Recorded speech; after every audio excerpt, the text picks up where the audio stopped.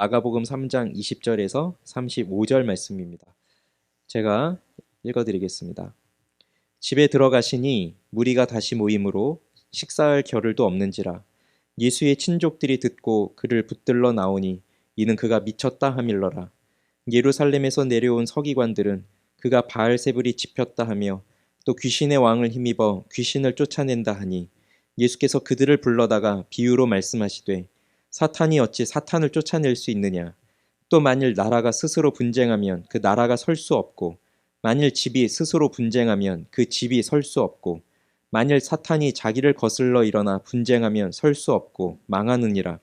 사람이 먼저 강한 자를 결박하지 않고는 그 강한 자의 집에 들어가 세간을 강탈하지 못하리니 결박한 후에야 그 집을 강탈하리라. 내가 진실로 너희에게 이르노니 사람의 모든 죄와 모든 모독하는 일은 사하심을 얻되 누구든지 성령을 모독하는 자는 영원히 사하심을 얻지 못하고 영원한 죄가 되느니라 하시니 이는 그들이 말하기를 더러운 귀신이 들렸다 함이러라. 그때에 예수의 어머니와 동생들이 와서 밖에 서서 사람을 보내어 예수를 부르니 무리가 예수를 둘러 앉았다가 여짜오되 보소서 당신의 어머니와 동생들과 누이들이 밖에서 찾나이다. 대답하시되 누가 내 어머니이며 동생들이냐 하시고 둘러 앉은 자들을 보시며 이르시되 내 어머니와 내 동생들을 보라. 누구든지 하나님의 뜻대로 행하는 자가 내 형제요 자매요 어머니이니라. 아멘. 기도하겠습니다. 하나님 아버지 감사합니다. 말씀을 듣는 시간입니다. 우리의 마음을 열어주시고 이 말씀이 우리 마음속에 들어오게 해주시옵소서.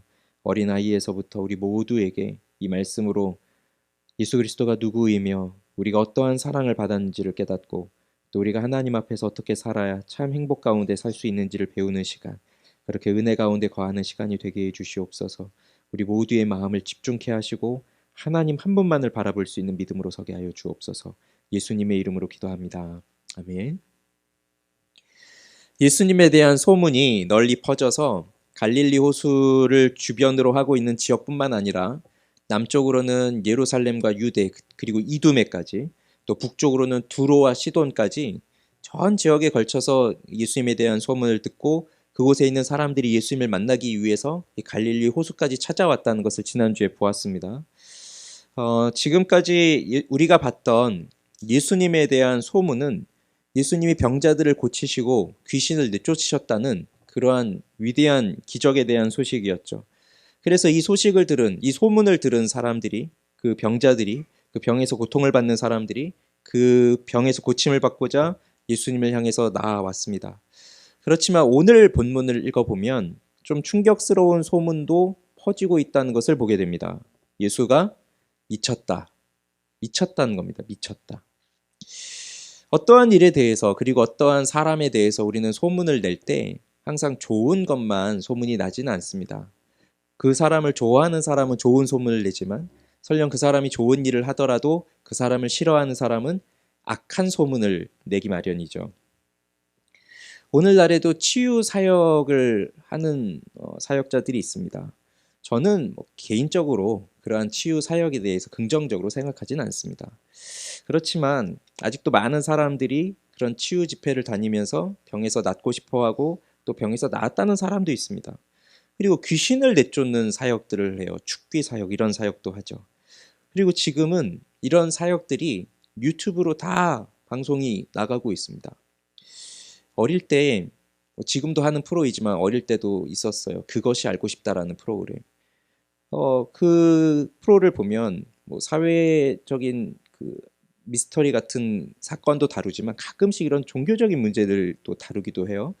그래서 어렸을 때 그런 방송을 보면서 이제 치유 집회하는 방송이 나와요. 그러면 이 다큐멘터리가 정말 그것이 진짜인지 아닌지를 알아보기 위해서 그 치유 집회도 참석을 해보고 거기서 치료를 받은 사람들의 이야기도 듣고 그러면서 병을 고치는 장면도 찍고 그러면서 그 프로그램을 내는데 이것이 진짜인지 가짜인지를 밝히고 싶은 거죠. 또 우리도 그걸 알고 싶은 거죠.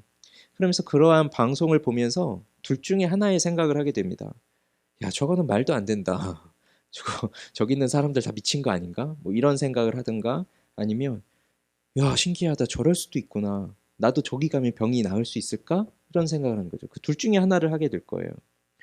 예수님에 대해서도 이런 두 가지 생각이 함께 퍼지지 않았을까 싶습니다. 예수님이 하시는 병을 고치는 기적과 귀신을 내쫓는 이런 기적들이 정말 하나님의 역사인가 보다. 이 사람이 도대체 누구이기에 이런 일을 할까? 그런 생각을 하는 사람들도 있을 것이고, 저 사람 미친 것 아닌가? 좀 이상한데? 수상하다? 문제가 있다? 이런 생각을 하는 사람도 있을 겁니다. 분명 예수님에 대해서 미쳤다. 예수님이 하는 일이 뭔가 이상하다. 이렇게 생각한다는 것은 분명 예수님에 대한 오해죠. 오해. 예수님에 대해서 잘 모르니까.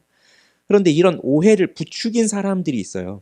그 사람들이 바로 오늘 본문에도 등장하고 있는 서기관들입니다. 그래서 오늘 우리는 이 말씀을 통해서 이 예수님이 미쳤다라고 하는 소문과 함께 예수님을 오해하고 있는 두 부류의 사람들이 오늘 본문에 등장하고 있는데, 그들을 보면서 그러면 누가 정말 예수 그리스도의 진짜 가족이 될 수 있을까 하는 것을 좀 생각해 보도록 하겠습니다. 예수님에 대한 첫 번째 오해예요. 자, 갈릴리 바닷가에 많은 무리들이 있었고 귀신을 내쫓는 사역을 계속하고 예수님은 그 후에 산에 오르셔서 12제자를 부르셨습니다. 오늘 본문은 그 후에 일일 것 같은데 다시 집으로 돌아가세요. 아마도 가버나움에 있는 시몬의 집일 것입니다. 그런데 거기에도 수많은 무리들이 몰려왔습니다. 그래서 예수님을 비롯한 예수님의 제자들은 식사할 겨를도 없이 또 그 무리들을 맞이할 수밖에 없었습니다. 계속 외부에서 돌아다니시고 계속 사람들을 만나시고 계속 사역을 하시고 굉장히 지치고 피곤하겠지만 밥을 먹을 시간조차 없는 그러한 사역을 계속 이어가고 있습니다. 그런데 이 무리들 속에는 누가 있었냐면 예루살렘에서 온 서기관들이 또 여기에 있습니다.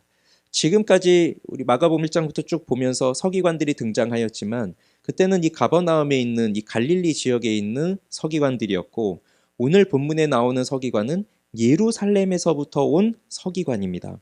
우리도 어떤 시골에서 있는 관리나 이런 사람들보다 서울에서 왔다. 이 사람은 서울에서 온 관리다. 서울에서 지금 파견 나와서 조사를 하기 위해 왔다. 그러면 좀 더 왠지 더 높은 사람처럼 여겨지고 좀 더 권위가 있는 것처럼 여겨지잖아요.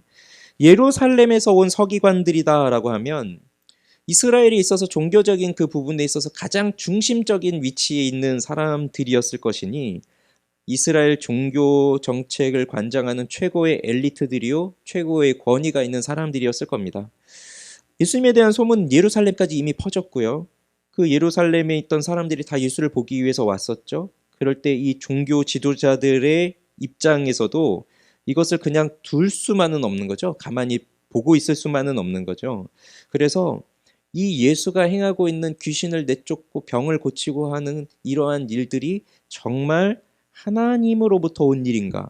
그러니까 이 사람이 어떤 권위로 이런 일을 하고 이 사람의 출신 배경은 뭐고 누구에게서 가르침을 받아서 누구에게 또 이러한 그 사역의 권한을 받아 행하고 누구의 추천서가 있어서 또 이것을 하고 그런 것들을 점검하기 위해서 예루살렘에서 서기관들이 오는 거예요. 너무나 큰 일이 일어나고 있으니까, 역사 속에서 일어날 수 없었던 큰 일들이 일어나고 있으니까 면밀히 조사해서 그것을 계속 하게 할지 아니면 너는 위험한 인물이니 이젠 더 이상 사역하면 안 된다 할지 그것을 조사하려고 조사단으로 온 겁니다. 그렇지만 이 서기관들의 마음속에는 이미 답이 정해져 있습니다. 답정너예요. 답정너 아시죠? 이미 답은 정해져 있으니까 넌 내가 하라는 대로 해야 돼. 그거예요. 그러니까 어떻게 답을 정했습니까? 이 사람들은 예수님에 대해서 너는 진짜 선지자가 아니다. 하나님으로부터 온 사람도 아니다. 그죠? 귀신에 들린 미치광이다. 이렇게 간 겁니다. 예수님이 그동안 어떠한 일을 했는지 보고를 받았을 거예요. 우리가 그동안 보아왔던 바리새인과의 논쟁점들을 보더라도 중풍병자를 고치는데 예수님은 소자여 죄사함을 받았다라고 말합니다. 바리새인들은 아니 죄사함은 오로지 하나님 한 분만이 하실 수 있는데 저 사람 신성모독이다 이렇게 말하고요. 어떻게 이 민족의 반역자 율법을 무시하는 저 세리와 저 죄인들과 함께 먹고 마실 수 있느냐? 야, 이 사람은 정말 율법을 무시하는 사람이구나. 그런 생각이 이들 마음속에 있고요. 어떻게 금식을 하지 않지? 이렇게 열심히 금식하고 우리는 하나님 앞에서 율법을 지키면서 살아가려고 노력하는데 정말 저 사람은 먹고 마시고 노는 일에만 빠져있는 사람이구나. 방탕한 사람이구나. 이렇게 생각할 것이고, 게다가 더 큰 문제, 안식일을 지키지 않는 것까지 그들의 눈에 그렇게 보여집니다. 밀 이삭 까먹고 그러는 제자들 내버려 두고 그러면서 또 안식일에서 병자 고치고 근데 또 더 기가 막힐 노릇은 다윗 이야기를 꺼내서 하면서 마치 자기가 다윗인 것처럼 자기가 다윗보다 더 높은 사람인 것처럼 그렇게 얘기하더니 인자는 안식일에도 주인이다라고 하는 해괴망측한 말까지 하는 겁니다. 인자는 사람의 아들이지만 사실 신학적으로 볼 때 여기서 말하는 인자는 하나님의 아들을 말하는 거거든요. 메시아. 그리고 내가 메시아고 내가 안식일의 주인이다. 그러니 바리새인들의 입장에서 볼 때는 얼마나 이 사람이 문제가 많은 사람이겠습니까? 그러니 예수를 죽이기로 이미 결정하고 정치적으로 하나가 될 수 없는 헤롯 당과 함께 모의를 하고 있던 게 이 바리새인들이고 서기관들이에요. 그런데 이들도 부정할 수는 없는 게 있죠. 뭐냐면 예수님이 병을 고치신다는 거, 예수님이 귀신을 내쫓는다는 거, 그거는 부정할 수가 없잖아요. 우리가 어떤 프로그램을 보고 어떤 유튜브를 보고 어떤 영상을 보면서 그런 일들이 일어나고 있다는 것을 볼 때는 우리 마음속에 의심을 할 수 있어요. 편집을 했나? 아니면 짜고 했나? 뭐 그런 치유 집회를 짜고 했다는 소리들도 우리 많이 들었잖아요. 이렇게 병자들이 쫙 있을 때 이미 각본이 짜여져 있는 거예요. 이 중에서 누구는 다 이런 연기를 해라. 그럼 딱딱딱 하면. 그럼 이제 거기 있는 사람들은 그런 편집된 거, 연출된 거, 뭐 이런 거에 따라서 믿을 수도 있지만, 근데 아닐 수 있는 거잖아요. 그러나 예수님이 하고 있는 그 당시의 사역은 뭐 편집을 하고 무슨 짜고 하고 그런 게 아니잖아요. 근데 수많은 사람들이 이미 예수님의 치유를 받았고 예수님으로 인해 고침을 받았고 그리고 여기 있는 바리새인들도 서기관들도 자기들의 눈앞에서 그런 일들이 일어나고 있는 것을 보고 있기 때문에 예수님이 행하는 일에 대해서는 부정할 수가 없어요.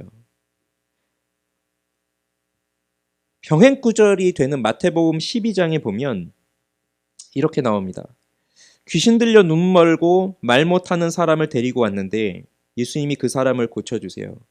그러면서 모든 사람들이 놀라면서 그러면서 예수님에 대해서 하는 말이 뭐냐면 이는 다윗의 자손이 아닌가. 이제 사람들이 그 병고침의 기적을 보면서 그 생각까지 이제 가는 거예요. 이는 다윗의 자손이 아닌가. 여러분 다윗의 자손이라고 하면 누구를 말하는 거예요? 메시아를 말하는 거잖아요. 다윗의 왕국을 회복할 메시아를 말하는 거잖아요. 지금 이제 사람들이 거기까지 간 거예요. 그러니 서기관들의 입장에서 지금 눈앞에서 펼쳐지고 있는 이 위대한 기적을 부인할 수는 없고 부정할 수는 없지만 그렇다고 해서 백성들에게 그래 저 사람이 다윗의 자손인 것 같아. 우리가 기다리는 메시아인 것 같아. 그러니 우리가 그를 따르자라고 할 수도 없는 상황이에요. 이러지도 못하고 저러지도 못하는 그 상황 속에서 그때에 어떻게 이야기하면 이 예수를 따르지 않을까? 예수에 대해서 기이하게 여기면서 저가 다윗의 자손이다라고 생각하지 않을까? 라고 하면서 말한 것들이 바로 이겁니다. 귀신을 쫓아내네? 예수 너가 귀신을 쫓아내는구나. 그런데 사람이 어떻게 귀신을 쫓아내지? 사람에겐 능력이 없어. 너가 귀신을 쫓아낸다는 것은 너에게 있는 귀신의 힘으로 귀신을 쫓아내는 거야. 그러니까 너는 귀신의 왕 바알세불이 너 속에 들어가 있고 너는 그 바알세불의 힘을 통해서 그 귀신의 왕을 통해서 귀신을 쫓아내는 거다. 그러니 너는 지금 귀신의 왕이 들려있는 미치광이다. 이렇게 이제 말을 하면서 사람들을 현혹하는 거죠. 자, 이건 예수님에 대한 분명한 오해입니다. 그런데 이것을 예수님이 아시고요. 그 서기관들에게 뭐라고 답을 하시냐면 23절부터 나오는 말씀이죠. 비유로 말씀을 하십니다. 사탄이 어찌 사탄을 쫓아낼 수 있느냐. 또 만일 나라가 스스로 분쟁하면 그 나라가 설 수 없고 만일 집이 스스로 분쟁하면 그 집이 설 수 없고 만일 사탄이 자기를 거슬러 일어나 분쟁하면 설 수 없고 망하느니라. 사람이 먼저 강한 자를 결박하지 않고는 그 강한 자의 집의 세간을 강탈하지 못하니 결박한 후에야 그 집을 강탈하리라. 말씀을 합니다. 지금 이 예수님이 비유로 하시는 말씀을 들으면서 이해하지 못할 분 계실까요? 나라가 있는데 그 나라가 스스로 분쟁하면 나라가 설 수 없다. 자, 이 부분 이해하지 못할 사람.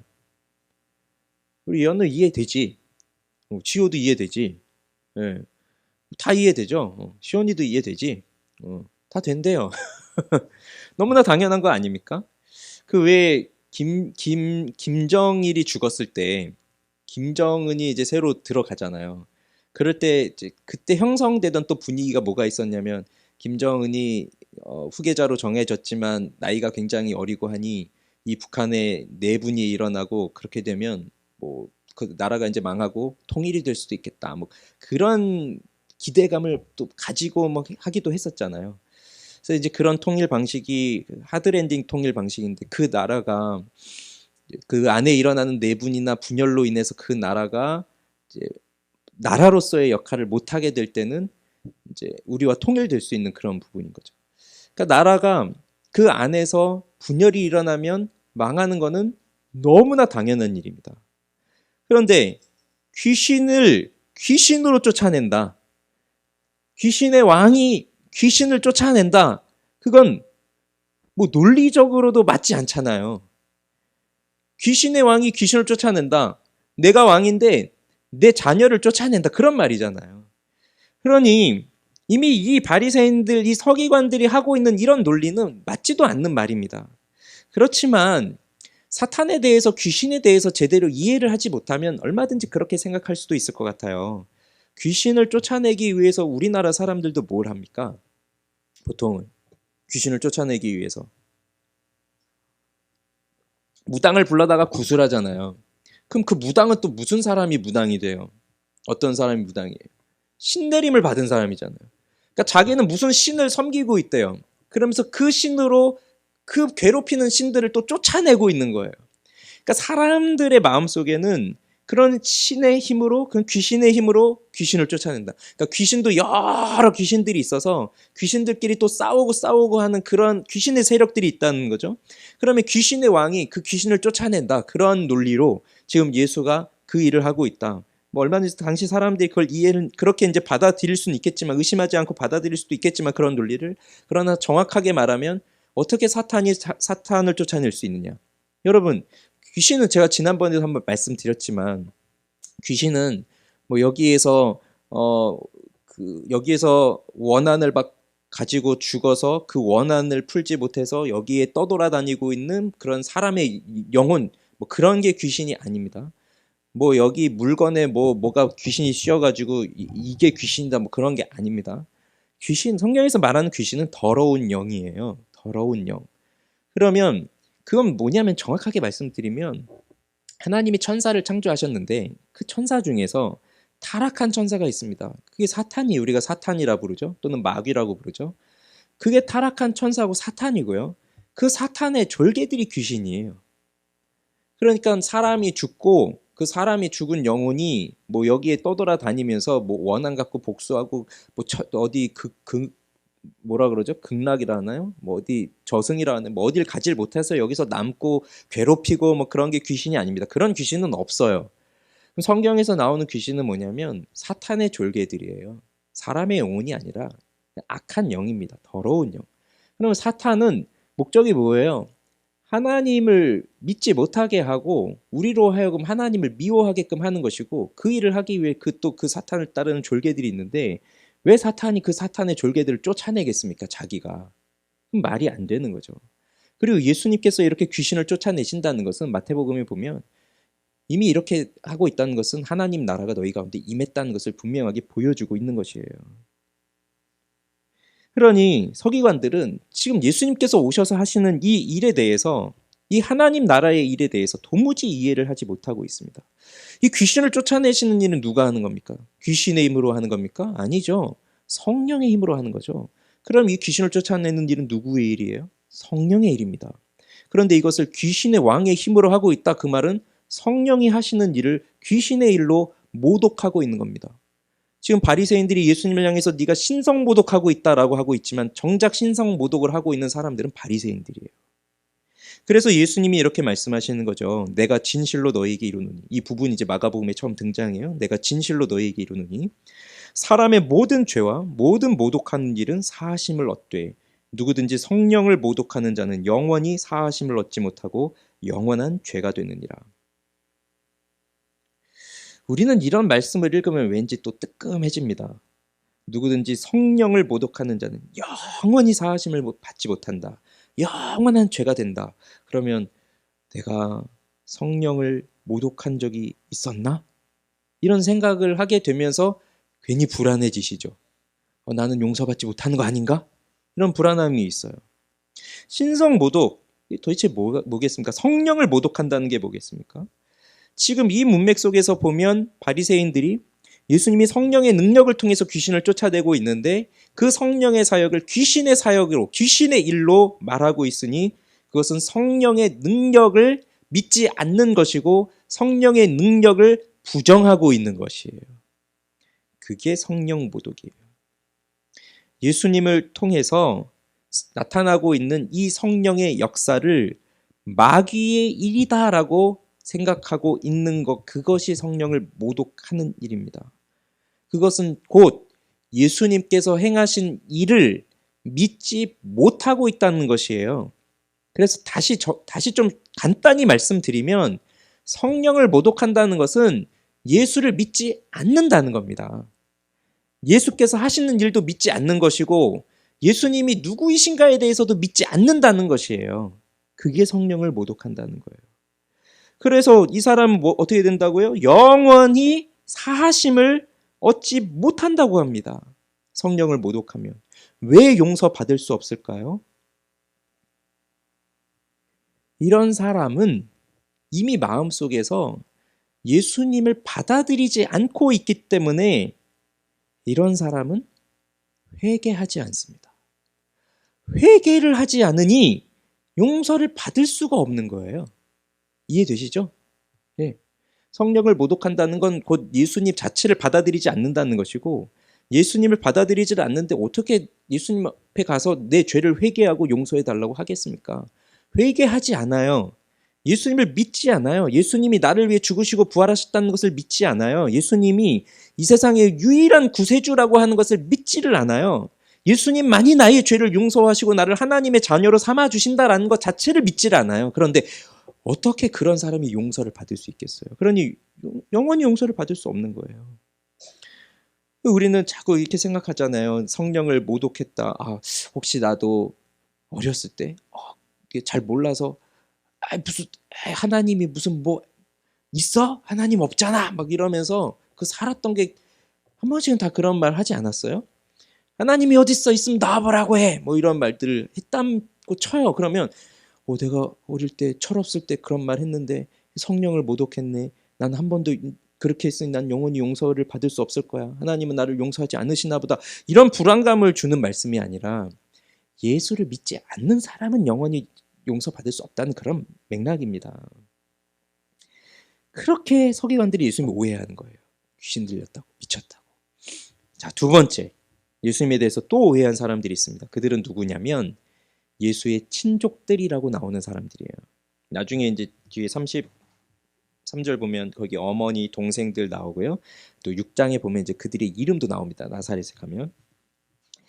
예수님에 대한 소문이 이제 주로 갈릴리에서 그 사역을 펼쳐가고 계신데 이 소문이 나사렛에까지 퍼졌고 그 소문을 아까 말씀드린 것처럼 귀신을 쫓고 병을 고치고 하는 위대한 기적도 있지만 이제 미쳤다라고 하는 소문도 같이 퍼진 겁니다. 그 미쳤다라고 하는 소문을 가족들이 들은 거죠. 예수님의 가족들이.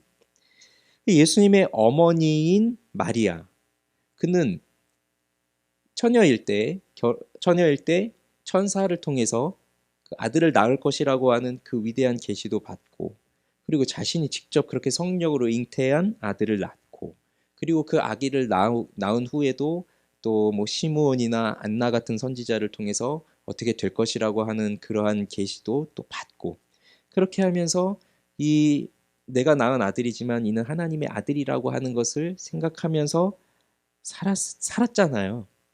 그렇지만 아직은 그가 하나님의 아들로서 어떻게 구원의 역사를 이루어 갈지에 대해서는 정확하게 알 수 없는 그런 상황이었고 동생들은 어떠하였을까요? 동생들. 예수님의 동생이 이제 여러 쭉 있습니다. 그 동생들은 어떠했을까요? 동생들은 자기보다 한두 살 많은 형이잖아요. 오빠고. 그런데 그렇게 함께 먹고 함께 마시고 함께 자고 함께 있던 그 형이 오빠가 사람들에게 미쳤다라고 하는 소식을 듣고 있는 거예요. 그러니 걱정이 되겠습니까? 안 되겠습니까? 어머니 입장에서. 예? 우리 시온이 어디 갔지, 시온이?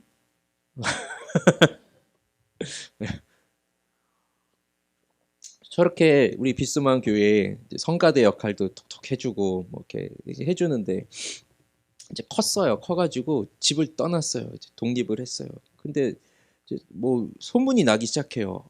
뭐 뉴스에도 나와요. 잘하는구나. 뭔가 이렇게 하는구나. 근데 동시에 이제 나오는 소문이 그 사람 좀 이상한 것 같아. 그 사람이 하는 일 좀 위험한 것 같아. 저렇게 하다가는 뭐 큰일 날 것 같아. 그런 소문이 들리면 아버지는 제가 뭐 가만히 보고만 있겠어요. 가가지고 너 왜 도대체 왜 그러니? 그러지 말아라.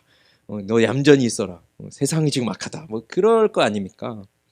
그 지금 이 예수님의 친족들이 예수를 붙들러 나왔다고 되어 있죠. 거기 성경 보면 붙들러. 예. 예수 21절에 보면 예수의 친족들이 듣고 그를 붙들러 나오니 이 붙들러라고 하는 말이 크라테오라고 하는 말인데 이게 붙잡다는 말이고요. 체포한다는 말이에요. 체포. 구금해서 가둔다는 말이에요. 나중에 가룟 유다가 예수님 붙잡잖아요. 그때 가룟 유다에 의해서 예수님이 잡히실 때 이 단어가 쓰여요. 그러니까 가족들이 지금 예수님을 붙잡아다가 집에 가둬두려고 하는 거예요. 왜 그럴까요? 지금 이렇게 이상한 소문이 나고 또 미쳤다라고 하는 이런 소문이 되어서 이렇게 하고 있으니 예수님을 데려다가 그냥 집에 놓고 얌전히 있으라고 그렇게 하려고 하는 그런 뉘앙스가 나고 있는 겁니다. 마치 이것은 베드로가 주는 그리스도시요 살아계신 하나님의 아들입니다라고 말한 이후에 그때부터 예수님이 이제 내가 예루살렘에 가서 사람들에게 붙잡히고 죽고 3일 만에 살아나야 된다라고 하는 말씀을 할 때에 베드로가 안 됩니다. 안 됩니다 하고 말리잖아요. 그런 것처럼 비슷한 거죠. 지금 예수님은 하나님의 나라의 그 구원의 역사를 이루어 가야 되는데 가족들이 지금 그걸 못하게 하려고 말리려고 온 거예요. 이들은 예수님과 함께 한 집에서 살아온 가족입니다.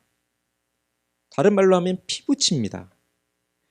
그런데 이들은 아직 예수님이 누구인지를 모릅니다. 그런데 이제 상상력을 펼쳐서요. 특히 이제 우리 아이들 한번 상상력을 한번 발휘해 보세요. 나한테 형이 있는 사람이 아무도 없네. 네, 형이 있는 사람이 아무도 없네. 근데 이제 지호가 만약에 예를 들어서 지호가 오빠가 있잖아. 근데 오빠가 하나님의 아들이야. 되게 좋아하대요. 하나님의 아들이야. 그러면 죄를 짓겠니? 응? 죄를 안 지을 거 아니야. 그러면 지금은 연우 오빠가 죄 많이 지었지. 근데 죄를 안 짓는 거예요. 안 짓잖아요. 그럼 이 사람, 이 오빠는 기껏해야 나보다 한 살 많은데, 야, 뭐 짜증을 내는 법이 없어요. 뭐 화를 내는 법이 없어요. 나한테 다 양보를 해요. 네, 네? 저희 집에도 이렇게 3명이 있지만, 예. 제가 이제 가끔 얘기하거든요. 시작됐네. 자매들의 전투가. 이제 그 치열한 막 싸움들이 나는데, 다 양보하고, 다 용서하고, 다 이해해주고, 한 번도 화를 내지 않고, 또 부모님 말에 다 순종하고, 게다가 하나님을 너무 사랑해서 예배도 너무 잘 드리고, 엄마 아빠 가정 예배 드리자 그럼 막 싫어 나는 그러고 있는데 딱 이 오빠는 딱 와서 딱 예배 드리고 그런 오빠라고 생각을 해보세요. 그러면 좋을까요? 시호야? 네 오빠가 그래 그런 사람이야. 좋을까요? 내가 해달라는 대로 다 하고 죄가 없어요. 뭐 좋을 수도 있겠지만 근데 좀 걱정되지 않을까요? 이 사람 진짜 이상한데? 우리 오빠지만 좀 이상한데? 저렇게 해서 세상을 어떻게 살려 그러지? 저렇게 손해만 봐서 어떻게 살지? 이 약한 세상을 어떻게 살려가지? 왜 이렇게 영악하지가 않지? 왜 이렇게 융통성이 없지? 뭐 등등의 생각들을 할 거예요. 그런데 또 부모님이나 어른들은 어떻게 봐요? 그렇게 또 말 잘 듣고 법을 잘 지키고 이런 사람 있으면 또 칭찬하면서 동시에 나를 또 비교하면서 네 오빠는 저런데 너는 왜 그러니? 이런 말을 자연스럽게 들을 수밖에 없을 거야. 그렇지 않겠습니까? 그러니 이상하다는 걸 느꼈을 거예요. 이상하다는 것을.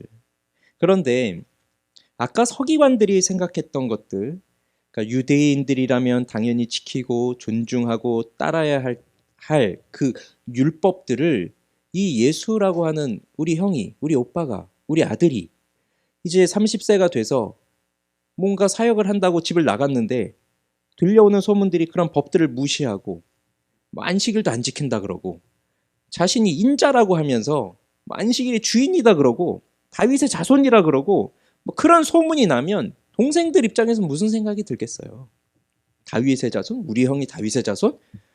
그럼 나도 다윗의 자손이다. 그럼 나도. 그럴 거 아닙니까? 똑같은 아버지, 똑같은 혈통인. 그래, 나도 다윗의 자손이다. 그럴 거 아니겠습니까? 그래서 톰 라이트 같은 신학자도 이렇게 말해요. 적어도 여기서는 마리아가 예수님을 전혀 이해하지 못한 것 같다. 마리아는 가족과 함께 나사렛에서 가버나움까지 와서 예수님을 찾아 데려가려고 했다.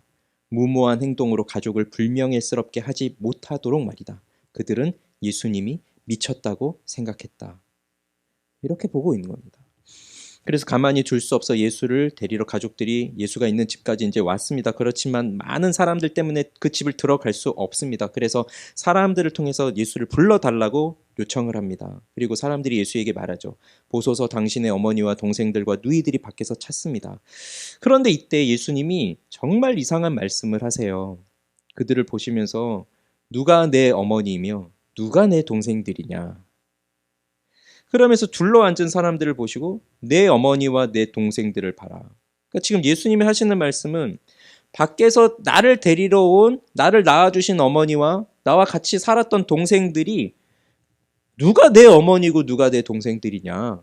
그러면서 여기 지금 나를 둘러싸고 있는 이 사람들을 보이면서 여기 내 어머니와 내 동생들을 봐라. 이러고 계시는 거예요. 그러니까 이해가 안 되는 말씀이죠. 진짜 가족들을 가족이라고 하지 않고 여기 있는 사람들이 내 어머니고 내 동생이다. 다시 이들이 내 가족이다. 이렇게 말씀하고 있으니 아마 그 예수님 옆에서 이렇게 둘러싸고 있는 사람들은 뭐 12제자일 가능성이 가장 크지 않겠습니까? 그런 그들이 내 가족이다라고 하는 말씀을 하시면서 사실 오늘 이제 가장 핵심적인 말씀을 여기서 하세요. 누구든지 하나님의 뜻대로 행하는 자가 내 형제요, 자매요, 어머니이니라. 밖에서 가족들이 그 말을 들었다고 생각해 보십시오. 우리 이제 여기 예배당 저 문 열어놓고 우리끼리 이렇게 있는데 저기서 왔어요. 근데 누가 내 어머니냐, 누가 내 동생들이냐. 아니다. 여기 계신 여러분이 내 어머니요, 내 가족입니다. 그럼 진짜 가족들이 저 밖에서 그 소리를 들었다고 해보세요. 그러면 이런 미쳤구나 정말. 진짜 미쳤구나. 그런 생각을 하겠죠. 우리랑 관계를 끊자는 건가? 손절하자는 건가? 그렇지만 예수님의 말씀은 그런 뜻이 아닌 거 아시죠? 예수님은 가족을 끔찍히 사랑하시고요. 특히 그 어머니 마리아를 얼마나 사랑했는지 모릅니다. 그 십자가 상에서 요한에게 부탁하잖아요. 그 어머니를 챙겨달라고. 그리고 나중에 이 동생들도 위대한 전도자들이 돼요. 그 야고보를 비롯해서. 그런데 아직은 아니었던 거죠. 자, 그러면 오늘 이 스토리를 통해서 우리는 무엇을 깨닫게 될까요? 무엇을 또 배워야 될까요? 자, 34절, 35절을 같이 한번 읽어보죠. 34절, 35절 같이 읽겠습니다. 둘러앉은 자들을 보시며 이르시되 내 어머니와 내 동생들을 보라. 누구든지 하나님의 뜻대로 행하는 자가 내 형제요, 자매요, 어머니이니라. 예수님의 친족들, 그러니까 예수님과 아주 가까운 가족들, 그들을 내 형제요, 내 자매요, 내 어머니다 이렇게 말하고 있지 않습니다. 그러니까 예수님의 친족들을 좀 정리를 해보면 육체적으로 그 누구보다도 예수와 가까운 사람들입니다. 그러니까 그들은 굉장한 축복이었겠죠. 그러니까 하나님과 함께 산 거잖아요. 어릴 때부터. 그러니까 그의 하나님의 자녀, 하나님의 아들이 자라나는 과정을 다 보면서 그와 살을 맞대고 그와 뭐 가족이 된 거잖아요. 그러나 그러한 혈연적 관계로 묶여 있는 가족이라고 해서 진정한 의미의 예수 그리스도의 가족이 될 수 없다는 것을 오늘 말해줍니다. 심지어 그 예수를 낳은 그 동정녀 마리아마저도, 그 천주교에서 그렇게 그를 높이는 그 마리아마저도 하나님의 뜻대로 행하지 않는다면 그는 예수님의 어머니가 될 수 없는 거예요. 그럼 오늘날 교회 안에서 이제 살아가고 있는 우리들을 보면, 자, 우리들 중에서 이 예수의 친족과 비슷한 사람들이 누구일까요? 예수의 친족들. 저는 이런 사람들은 누굴 것 같으냐면, 어려서부터 교회를 다니고 모태신앙이고 그 누구보다도 예수님에 대해서 많이 알고 또 잘 믿고 있다고 생각하는 사람들. 그러니까 불신자들은 그냥 아니죠. 그냥 뭐 아예 예수 안 믿는 그 불신자들은 그냥 예수님에 대해서 모르니까, 예수가 누군지 복음을 들어보지도 못했고 그 복음의 내용이 뭔지도 모르고. 그렇지만 이렇게 어릴 때부터 다닌 사람들, 아니면 뭐 뱃속에 엄마 뱃속에서부터 교회를 다닌 사람들, 태교를 성경으로 한 거예요. 태교를. 옛날에 저희 교회 어떤 형제님 태교를 기독교 강요로 하시더라고요. 딱 저는 배 딱 써놓고 기독교 강요를 읽어주는 거예요. 네. 그렇게 태교를 하고, 그래서 이제 나왔는데 눈 떠보면 늘 교회 잠옷이고, 눈 떠보면 아빠보다 목사님 설교 익숙들 더 많이 들어서 그 아빠 목소리보다 목사님 목소리가 더 익숙한. 네. 그리고 또 어떤 집은 이런 집도 있죠. 너 오늘 말씀 안 외우면 밥 없다. 오늘 말씀 안 외우면 잠 못 잔다. 외워라. 하면서 이런 집도 있습니다. 여기 우리 아이들 어릴 때부터 이제 좋은 교회를 다녔으니까 우리 회심 집회도 하고 테마학교 가고 성경학교 하고 어린이 사경회 하고 중고등부 수련회 하고, 또 그것도 안 돼가지고 뭐 등불 학교니 등대 학교니 뭐 이런 거 다 이제 하면서 여기까지 왔어요. 집에 수료증만 몇 개인지 한번 집에서 찾아보세요. 그래서 내가 예수를 잘 안다. 그러니까 그것은 이 기독교라고 하는 문화에 굉장히 익숙한 거죠. 저도 그냥 나면서부터 기독교인이었기 때문에 예배 자체가 거부스럽거나 그렇진 않거든요. 뭐 찬송가도 많이 알고 찬양도 많이 알고 기도도 많이 알고. 근데 이렇게 생각을 해보면 처음 교회를 나오신 분이, 저희는 자, 찬송가 1장 하겠습니다. 그러면 우리는 벌써 다 알잖아요. 만복의 근원. 근데 그런 노래를 들어본 적도 없는 분이 이제 오늘 턱 처음 우리 다 함께 1장 하겠습니다. 근데 뭐 이런 아무것도 안 나오는데 다 눈 감고 막 부르고 있다고, 그게 얼마나 또 생소하겠어요, 그런 노래가. 그래서 이런 기독교 문화에 굉장히 익숙한 사람들, 그런 사람들이 아마 이 예수의 친족으로 나오고 있는 이런 사람들하고 비슷할 거예요.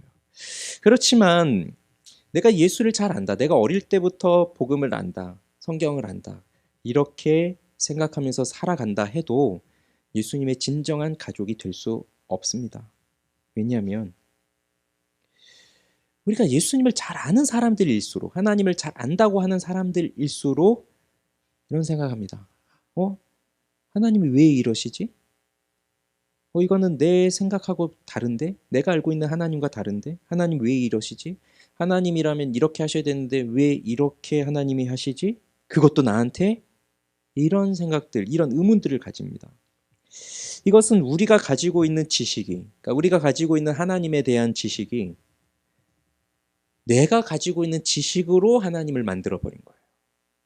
그러니까 어릴 때부터 들어왔던 성경 이야기들, 뭐 배워왔던 것들, 그리고 우리가 보고 있었던 우리 뭐 부모님이 하고 있는 신앙생활의 형태들, 내가 다니고 있는 교회의 신앙생활의 형태들, 그런 걸 보면서 하나님을 만들어버린 거예요.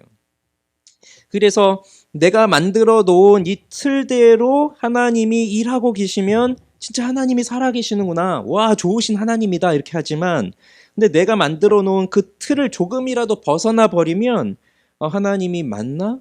하나님이 계시나? 이렇게 말하면서 하나님 그러실 수 없잖아요.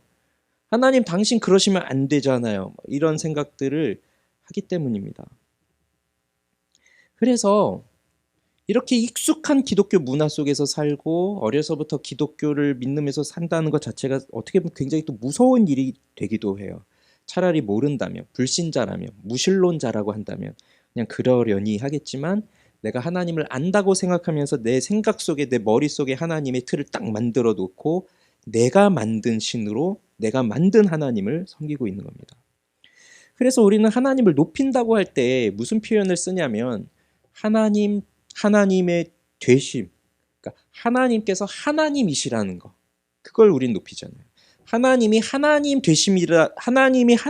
되심을 보며 하나님께 영광을 돌린다는 거잖아요. 내 생각, 내 틀이 아니라 정말 하나님이 이루어가는 것을 보면서 하나님이 정말 하나님이시구나, 그걸 본다는 거예요.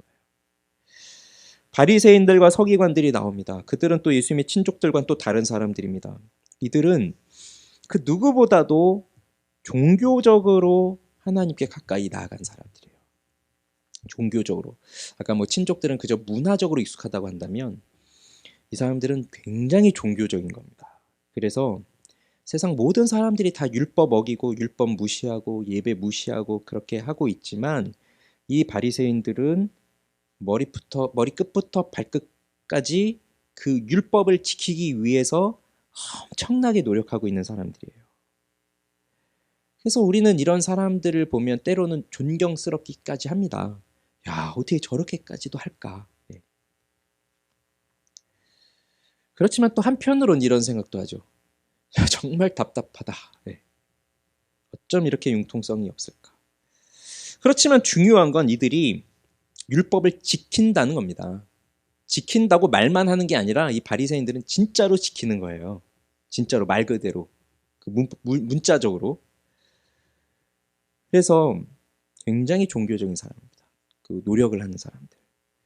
우리는 기독교를 뭐라고 생각합니까? 하나의 종교라고 생각을 하죠. 그래서 불교나 천주교나 이슬람교 여러 종교들이 있고 그 중에 하나가 기독교고 나는 종교를 그래서 기독교라고 적습니다. 그러면서 내가 왜 기독교를 믿고 있냐? 불교를 믿는 사람들과 동일하게 나도 이 기독교를 통해서 뭔가 행복을 찾고 유익을 얻고 그런 종교 생활을 해서 좀 내가 평안해야 되겠구나 그런 생각을 하면서 이 기독교를 선택을 했을 수 있습니다. 그리고 그것은 아주 잘 하신 겁니다. 좋은 거죠. 다른 종교를 선택한 것보다 내가 기독교를 선택했다는 거. 사실 내가 선택한 것이 아니라 엄밀한 의미로 말씀드리면 하나님이 불러주신 것이지만 이건 너무나 큰 축복이죠.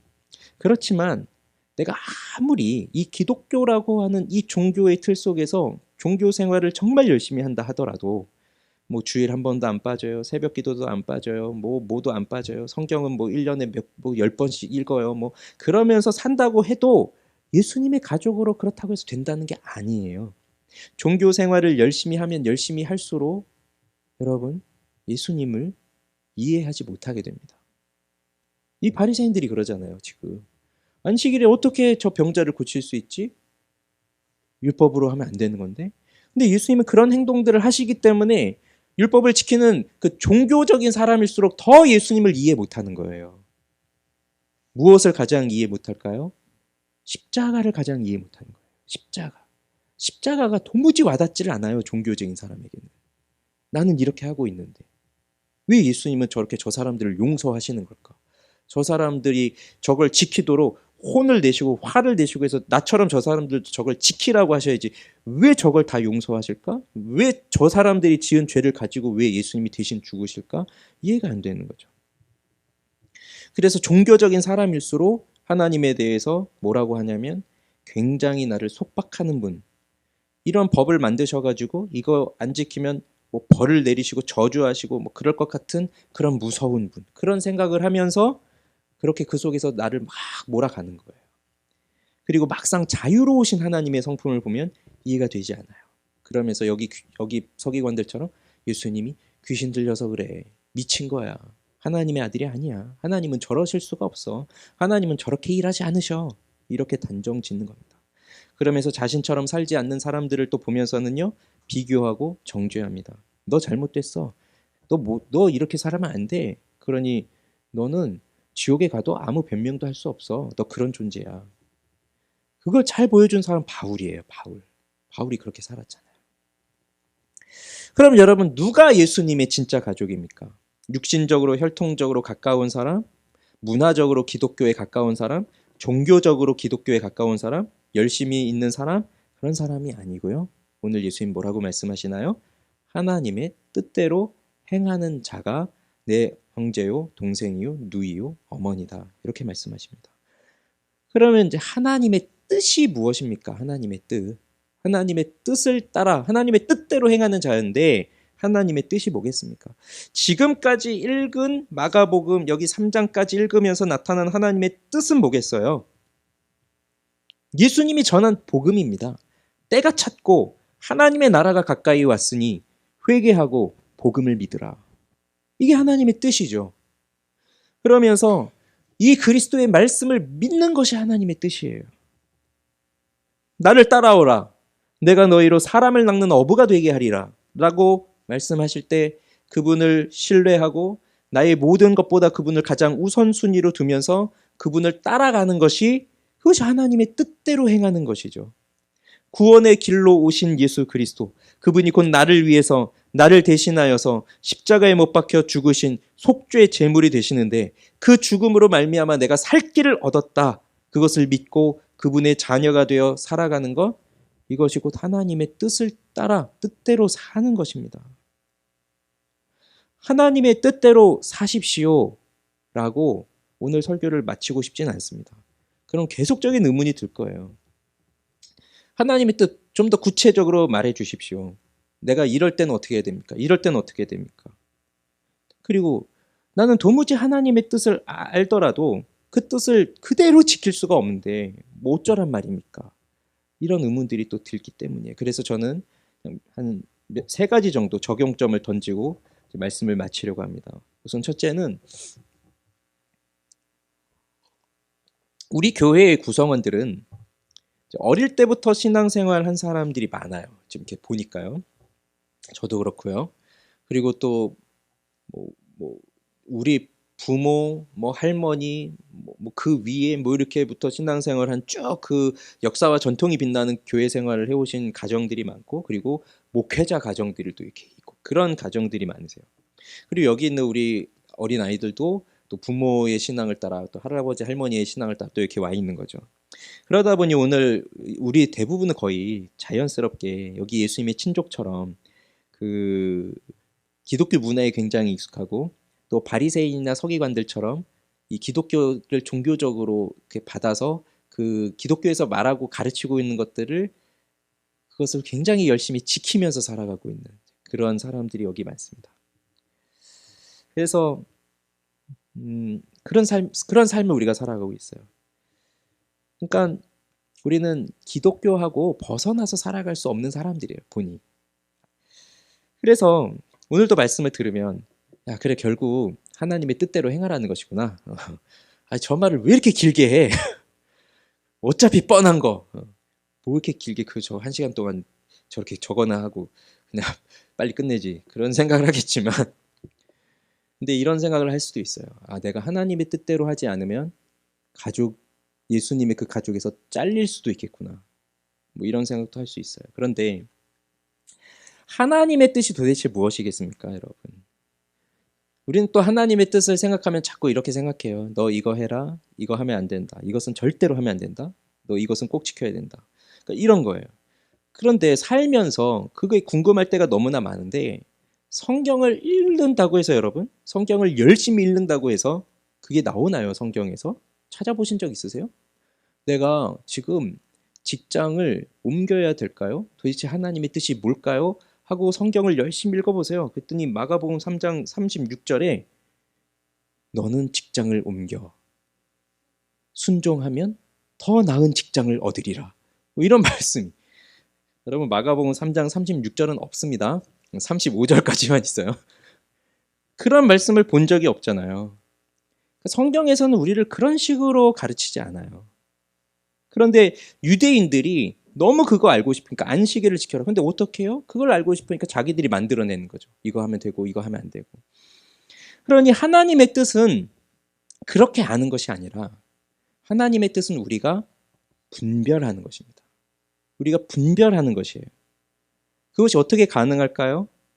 성령이 우리 안에 계시면 우리는 하나님의 뜻을 분별하게 됩니다. 성령이 우리 안에 계시는 사람, 그러니까 성령이 우리 안에 내주한다고 하죠. 우리 안에 성령께서 계시면 그 사람은 이제는 육신을 따라 생각하지 않아요. 육신을 따라 생각한다는 것은 모든 일을 하나님과 관계없이 생각한다는 것인데, 성령이 내 안에 계시면 그 사람은 모든 일을 생각할 때 하나님과의 관계 속에서 생각을 해요.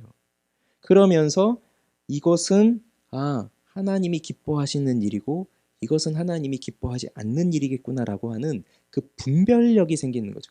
그 하나님의 뜻을 분별할 수 있는 정결함이 생기는 거예요. 그래서 오늘 내가 정말로 예수님의 가족이 되기를 원한다면 하나님의 뜻대로 살아야 되는데, 그 하나님의 뜻을 분별할 수 있는 그 정결함, 그 힘을 달라고 기도해야 됩니다. 마음을 열고서 기도를 해야 돼요. 이상하게 예수님은 우리 마음속을 깨부수고 들어오셔가지고 너 내 말 따라, 그게 아니라 예수님은 우리가 마음의 문을 열 때까지 계속 두드리고 계세요. 그리고 어떤 사람에게는 지금 이 설교가 그 두드리는 소리로 들리고 있을 거예요. 마음을 열고 그 하나님의 뜻을 분별할 수 있도록 성령께서 내 마음에 와주십시오. 기도해야 됩니다. 그리고 두 번째는, 누구든지 성령을 모독하는 자는 영원히 사하심을 받지 못하고 영원한 죄가 된다는 말씀을 들으면서 무서운 생각이 드는 사람도 있을 수 있습니다. 그렇지만 여러분, 잘 생각을 해보시면 그리스도의 십자가 앞에서 용서받지 못할 죄가 있을까요? 그리스도의 십자가 앞에서 용서받지 못할 죄는 없습니다. 그러니 아까 말씀드린 것처럼 이건 영원히 사하심이 없다라는 것은 그게 용서를 못 하시는 게 아니라 용서를 구하지 않는 거예요. 회개를 안 하는 거예요. 그건 곧 성령의 일을 받아들이지를 않고 예수 그리스도께서 하시는 일을 받아들일 생각이 전혀 없다는 겁니다. 그러면 당연히 용서는 없죠. 그리스도의 구속의 방법, 이 십자가를 통해 주시는 이 구속의 방법을 받아들이지 않고 내가 만든 하나님의 방법으로 구원을 요구하는데, 그것이 바로 성령을 모독하는 것이고, 그것이 바로 하나님을 무시하는 것이고, 그것이 바로 하나님을 막대하는 태도로 나타나는 거예요.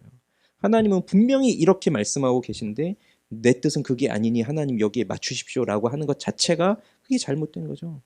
그런 사람은 하나님 앞에 회개하지 않는 거예요. 그런 용서를 받을 수가 없는 거죠. 그래서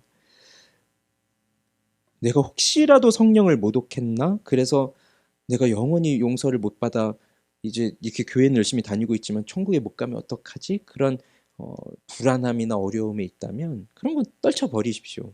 중요한 건 그게 아니라 예수 그리스도 앞에 내가 나아가는 것입니다. 그러면 우리 주님께서는 우리의 모든 것을 다 용서하시고 우리를 그 주님의 자녀로, 가족으로 받아주십니다. 그럼 마지막, 결국 그리스도께서는 이 일을 우리에게 어떻게 행하시느냐, 그것을 볼게요. 예수님이 그 서기관에게 한 말씀 중에 이런 말씀을 해요. 27절에도 보면 사람이 먼저 강한 자를 결박하지 않고는 그 강한 자의 집에 들어가 세간을 강탈하지 못하리니, 세간이라고 하는 것은 그 집에 있는 그 물건들을 말하는 거예요. 그러니까 이게 좀 어렵지만 우리 아이들을 위해서 좀 쉽게 풀어보면, 어떤 사람이 어떤 집에 도둑질을 한다고 간다고 생각해 보세요. 근데 도둑질을 하러 갔는데 우리 시원이가 도둑질을 하러 갔어요. 근데 이렇게 덩치가 이렇게 큰 아주 뭐라 그러지? 그 이제 헐크 같은, 그 아이언맨 같은 막 그런 사람이 딱 이렇게 있는 거예요. 그러면 내가 저 집에 있는 저 금괴를 털고 와야 되는데 저렇게 덩치 큰 사람이 있으니까 못하겠다. 그럼 어떻게 해야 돼요? 그 덩치 큰 사람을 어쨌든 제 앞에서 꽁꽁 묶어놓고 그런 다음에 저거를 털어 갈 수 있는 거죠. 그 얘기를 하는 거예요. 그러니까 사람이 먼저 강한 자를 결박하지 않고는 그 집에 들어가서 물건들을 빼앗을 수 없다. 그 사람을 묶어놓은 다음에 결박한 후에 그게 가능하다. 이 말씀을 하는데요. 그럼 우리는 이 말씀을 보면서 자연스럽게 예수님께서 사탄보다 더 강력한 분으로 오신 거죠. 그러니 사탄이, 이 마귀가 이 세상을 장악하고 사람들을 장악하고 그렇게 살아가고 있는데, 그래서 사람들이 그 마귀의 노예로, 죄의 노예로 그 속에서 자유함 없이 살아가고 있는데, 그 마귀보다도 더 강력한 분으로 예수 그리스도가 오셨다. 그래서 예수가 오시면 귀신이 떠나가요. 영화 보면 엑소시스트 뭐 퇴마 뭐 이런 영화 보면 귀신 쫓아내는 장면들 나오잖아요. 그럼 그때 항상 뭐 어떻게 나옵니까? 그 영화 재밌게 만들려고 하는 거겠지만 물러가라 물러가 너 여기 있지 마 물러가라 하면 귀신이 알아서 갈게요. 그럽니까? 으아 하면서 막 발악을 하고 뭐 집이 날아가고 막 이런 일이 나타나잖아요. 그건 영화니까 그런 거지. 예수님이 이 귀신을 향해서 가라라고 하면 귀신이 으아 뭐 할까요? 그런 거 전혀 없어요. 귀신아 가라. 네? 우리 새벽에도 봤잖아요. 저를 저 돼지에게 보내주십시오. 그래 허락한다. 그럼 도망가는 거예요 귀신은. 뭐 거기서 으악하고 발악하고 뭐 부시고 뭐 그런 거 없어요.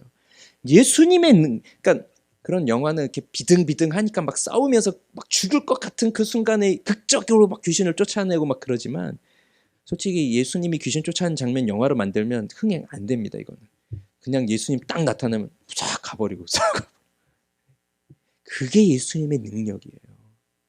그 강력한 분으로 오셨다는 거예요. 그런데 이 강하신 능력, 이 강함을 어떻게 드러냈는지 그 강함을요. 저희 작년인지 재작년인지 이제 요한계시록을 금요일마다 이렇게 나눴었잖아요. 지금도 가장 인상적으로 남는 부분이 저는 뭐가 있냐면 그 요한계시록 5장에서 요한이 7인으로 봉해진 두루마리가 있는데 그게 그 하나님이 그걸 들고 계신데 그거를 보거나 펴거나 할 자가 없다라고 할 때 요한이 울어요. 그때 이런 말씀을 하거든요. 울지 말아라. 유대 지파의 사자 다윗의 뿌리가 이겼으니 그 두루마리와 그 7인을 때리라. 그리고 또 보니 일찍이 죽임을 당한 것 같은 어린 양이 서 있더라. 지금 이 말씀 속에서 사자, 유대의 사자, 다윗의 뿌리가 이겼다. 그런데 그 사자가 일찍이 죽임을 당한 것 같은 어린 양으로 서 있다. 사자와 어린 양이 그 계시록 5장에 보면 그 7인을 떼실 분으로 등장하고 있습니다. 그 사자와 어린 양 이게 누구를 가리키는 거죠? 바로 예수 그리스도를 가리키고 있는 거예요. 바로 예수 그리스도께서 사자예요. 사자. 이 사탄이 빼앗아간 이 하나님이 만드신 이 세상을 다시 정복하여 하나님의 나라를 완성시키실 강력한 전사요 무적의 사자로 오신 분이 예수 그리스도세요. 그런데 그 강력한 사자가 어떻게 그 강력함을 보였냐면 어린 양이 되셔서 일찍이 죽임을 당하신 사자는 죽임을 당할 존재가 아닌 강력하지만 대적할 적수도 없지만 어린 양은 죽임을 당하는 거예요. 그렇게 죽임을 당하심으로 그 강력한 힘을 우리에게 보여주셨습니다. 그렇지만 죽음으로 끝나지 않습니다. 그 어린 양이 7뿔과 7눈을 갖고 서 있습니다. 그 말은 곧 그리스도께서는 죽음을 정복하고 모든 권세를 가지고 통치하시는 가장 강력한 왕이 되셨다는 것입니다. 우리의 영혼의 눈을 들어 이 사자와 어린 양을 보면 좋겠습니다. 사자이신 어린 양이신 사자, 함께 할 수 없는 이 두 성품이 함께하는 이 놀라운 신비, 이것을 통해서 하나님의 지혜와 하나님의 사랑을 우리에게 분명히 보여주시는 이 위대한 구원의 길. 사탄을 결박하고 사탄을 쫓아낼, 그래서 마지막 날에 우리 주님께서 다시 오시면 사탄이 아무리 전쟁을 일으켜 보려고 해도 전쟁은 시작하자마자 끝나버리는 그렇게 강력한 예수 그리스도가 오세요. 그러나 우리를 위해 죽으심으로 그 강력함을 보여주셨습니다.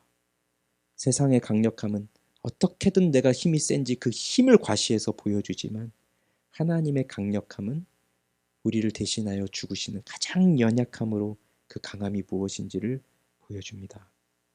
그 길을 바라보며 믿음으로 걸어가는 자가 예수 그리스도의 가족이 되는 겁니다. 하나님께서는 죄 많은 우리를, 나면서부터 하나님을 미워하는 존재로 태어난 비천한 우리를 가족으로 삼아주시기 위해, 아들로 딸로 어머니요 삼아주시기 위해 자신의 아들 예수 그리스도를 십자가에 못 박으셨습니다. 그리고 그리스도의 그 순종함으로 말미암아 오늘 우리는 하나님의 자녀가 되었습니다. 그러니 우리를 가족으로 받아주신 우리의 빛이요 우리의 소망이신 그리스도를 바라보십시오. 우리 함께 찬양하겠습니다.